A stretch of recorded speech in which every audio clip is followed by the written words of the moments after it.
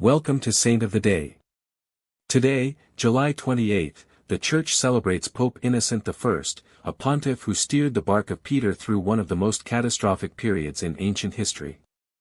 Born in Albano, in the Lazio region of Italy, he was elected to the chair of Peter in the year 401, succeeding Pope Anastasius I at a moment when the Western Roman Empire was already crumbling. His 16-year pontificate would culminate in the single most traumatic event of his age. In 410, the Visigothic king Alaric laid siege to Rome itself, and the Eternal City was brutally sacked. Innocent was away in Ravenna at the time, exhausting every diplomatic avenue to broker peace with Emperor Honorius. Though the sack could not be prevented, his moral authority still bore remarkable fruit. Out of respect for his standing, the barbarian troops spared Rome's great basilicas, which became sacred refuges for thousands of terrified citizens during 3 days of devastation. Beyond the political chaos, Innocent proved to be a theologian of granite conviction. He defended St. John Chrysostom against unjust persecution in Constantinople, helped shape the theology of the Church's fundamental sacraments, and confronted the spreading Pelagian heresy, which denied that divine grace was necessary for salvation. He died on July 28, in the year 417, leaving behind a legacy of faith that outlasted an empire's ruin. Moving forward many centuries, but staying on this same July 28, we meet Saint Pedro Poveda Castroverde, a Spanish priest and founder of the Teresian Association. Born in 1874 in Linares, Spain, he was ordained a priest in 1897. In 1902, sent to preach missions among marginalized Roma families living in caves on the outskirts of Guadix, he made a radical choice. Rather than simply visit, he moved in among them, opening day schools for children and night literacy classes for adults. Opposition from conservative sectors forced him to abandon that work in 1905, but it was in Covadonga that he matured a deeper conviction, that transforming society required forming educators themselves, intellectually and spiritually. From that insight, the Teresian Association was born, devoted to the Christian education of teachers and laypeople. Later transferred to Madrid, where he served as chaplain of the royal palace, he watched the anti-clerical fury of the Spanish Civil War erupt in 1936. In the early hours of July 28 that year, armed militiamen stormed his residence. Rather than flee, Poveda surrendered himself with the very words that would seal his fate, "I am a priest of Christ." Hours later, at 61 years old, he was shot to death simply for his faith. He was canonized by Pope John Paul II in 2003. Also remembered on this July 28 is Saint Alphonsa of the Immaculate Conception, the first Indian woman ever raised to the altars. Born in 1910 in Kerala, India, and baptized Anna Muttathupadathu, she was raised by a strict aunt after her mother died while she was still very young. At just 13, facing an arranged marriage she desperately wanted to avoid in order to protect her private vow of chastity, she took a drastic step. She placed her own foot into burning ashes, causing permanent disfiguring burns that led the engagement to be called off. Freed from worldly obligations, she entered the Poor Clares, taking the name Sister Alphonsa. Her cloistered life became an ongoing physical martyrdom. She suffered ulcers, malaria, tuberculosis, and, in her final years, an aggressive tumor, offering her suffering as a victim soul for the sanctification of priests and missionaries. She once said, "A day without suffering is a day lost to me."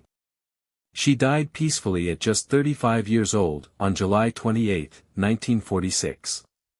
Devotion to her spread rapidly after countless miracles at her tomb, especially the healing of children born with foot deformities, an echo of the very sacrifice she had made as a girl.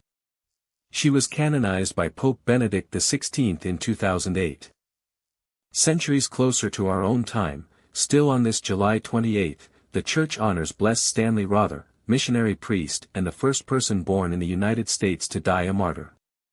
Born in 1935 on a humble Oklahoma farm, he nearly washed out of seminary because of his chronic struggle with Latin. Ordained in 1963, he asked to serve the parish of Santiago Atitlan in Guatemala, where the same man who once failed Latin became fluent in Spanish and in the difficult indigenous Tz'utujil language. Lovingly nicknamed Padre Aplas by the local people, he celebrated Mass in their own tongue, translated the New Testament, and worked shoulder to shoulder with villagers building irrigation systems and a small hospital. As Guatemala's civil war worsened in the late 1970s, catechists and community leaders close to him began disappearing and being killed, and his own name eventually appeared on a death list. Pressured by his superiors, he returned briefly to Oklahoma, but weighed down by pastoral concern, he wrote that, "the shepherd cannot run," and went back to his flock in the Guatemalan highlands. In the early hours of July 28, 1981, 3 hooded gunmen broke into the parish house and shot him dead. He was beatified in 2017. On this same date, the Church also remembers Saint Melchor García Sampedro, a Spanish Dominican bishop martyred in Vietnam. Born in 1821 into a poor family in Asturias, Spain, he excelled at the University of Oviedo before setting aside a promising academic career to join the Dominican order, moved by accounts of missionaries martyred in Asia. Sent to Tonkin, in present-day Vietnam, he was consecrated bishop and lived his entire episcopate in hiding, hunted by Emperor Tu Duc, who had decreed death for any Christian who refused to trample on the cross. After months hiding in rice paddies and caves, he was finally discovered, chained by the neck, and locked inside a narrow cage under the scorching sun, yet he flatly refused to desecrate the cross. Condemned to the cruelest execution the local code allowed, on the morning of July 28, 1858, his arms and legs were hacked off with a saber while he was still alive, before he was finally beheaded. Part of his relics were later recovered and now rest in the Cathedral of Oviedo. He was canonized in 1988 by Pope John Paul II, together with the other martyrs of Vietnam. Turning to another young life cut short, we also honor today Blessed Jesús Aníbal Gómez, a young Colombian seminarian martyred during the Spanish Civil War. Born in 1914 in the town of Tarso, Colombia, the youngest of 14 siblings, he entered the Teresian Missionary Seminary at just 11 years old and was later sent to Spain to complete his theological studies. When revolution broke out in July 1936, his superiors ordered the seminarians evacuated to Ciudad Real, but on the afternoon of July 28 their train was intercepted by revolutionary troops at the Fernan Caballero station. Recognizing the group of young religious, one of the militiamen mocked Jesús Aníbal, asking if he had traveled so far just to become a priest.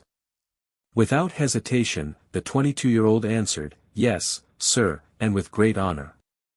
The 14 seminarians were lined up on the platform and, as they prayed the prayers for the dying and shouted the mottos of their order, they were shot dead on the spot. He was beatified by Pope Francis in 2013, together with the other martyrs of Fernan Caballero. Reaching back much further, this July 28 also honors Saint Victor I, Pope and Martyr, the first pontiff of North African origin. He ascended to the chair of Peter in the year 189, in a pontificate lasting roughly a decade that marked the shift from Greek to Latin as the language of the Roman liturgy. His deepest mark on history was resolving the fierce Quartodeciman controversy. While Rome always celebrated Easter on a Sunday, a group of Eastern churches insisted on the Jewish calendar date instead, regardless of the day of the week. Convinced that this divide was fracturing the unity of the Church, Victor demanded conformity to the Roman custom and even threatened the dissenting provinces with excommunication, backing down only at the peacemaking appeal of Saint Irenaeus of Lyon, ensuring that, in the centuries to come, Sunday Easter would prevail across all of Christendom. He is also credited with first authorizing the use of ordinary water for emergency baptisms in imminent danger of death. Persecuted under Emperor Septimius Severus, he is honored as Pope and Martyr, having died around the year 199. Traveling back even further still, the Church also remembers Saint Samson of Dol, bishop and missionary of Celtic monasticism. Born around the year 486 in Glamorgan, Wales, he was entrusted while still young to the scholar Saint Illtut, under whom he received a deep Christian and classical formation. Ordained deacon and priest, his charisma was so persuasive that he even converted his own aristocratic parents and relatives to monastic life. Responding to the Anglo-Saxon invasions then devastating the British Isles, he crossed the English Channel with a group of disciples and landed in Armorica, the French peninsula that would come to be known as Brittany. There, instead of weapons, he brought the plough and the word, establishing abbeys and forests still clinging to Druidic ritual, founding his own monastery in the town that would come to be called Dol de Bretagne, and taking on the role of bishop abbot. He died around July 28 in the year 565, and has been venerated for 15 centuries as one of the 7 founder saints of Brittany, his memory still carried in the very name of the town he built. Also on this July 28, we honor Saint Botvid of Sweden, a lay missionary and martyr acclaimed as the Apostle of Södermanland. Born into a wealthy Norse family devoted to pagan Viking traditions, he discovered the Christian faith while on trading business in England and was baptized there by a British priest. Back in his native province, he remained a layman, dedicating his influence to the peaceful conversion of his countrymen, as in the episode known as the miracle of the fish, when, faced with a pagan neighbor's greed, he watched entire schools of fish from the lake inexplicably follow his own boat, a wonder that converted the neighbor to the faith. Moved by a charity that knew no cultural boundaries, he ransomed an enslaved Slavic prisoner, instructed him in Christian doctrine, and granted him full freedom, personally sailing him across the Baltic Sea toward his homeland. During that crossing, however, the newly freed man betrayed him. While Botvid slept, he seized his own axe and killed him. Months later, his brother found the body untouched by decay, and a spring of water rose from the ground where his blood had fallen. His relics were later moved to the church of Botkyrka, which still bears his name, and he became a lasting symbol of Christian mercy overcoming Viking brutality. And we close out today, July 28, with Saints Nazarius and Celsus, martyrs of the early centuries of Christianity. Nazarius, a Roman citizen born to a pagan father and a Christian mother who had been secretly instructed by the Apostle Peter himself, devoted himself to the gospel and undertook extensive missionary journeys across northern Italy and Gaul. On these journeys, he met young Celsus, still a child, baptized him, and took him on as his disciple and inseparable companion in mission. Their success converting new believers near Milan drew the fury of the Neronian authorities, arrested, scourged, and subjected to prolonged torment meant to force them to renounce their faith. Both refused to yield and were beheaded outside the city walls, around the year 68. Their bodies lay forgotten for more than 300 years, until in 395 Saint Ambrose, Bishop of Milan, was guided by a revelation to their burial site, finding their remains intact, and a vial of Nazarius's blood still fresh, as though it had been shed that very day. Ambrose arranged for their solemn translation to the Basilica of the Apostles, and devotion to both martyrs spread across all of Christendom. And that brings us to the end of today's journey through the saints of July 28. If these stories moved you, subscribe to Saint of the Day, comment asking for one of these saints' intercession for someone you love, and share this video with anyone who needs to hear this message today. The full prayer to each of them is in the description. See you tomorrow.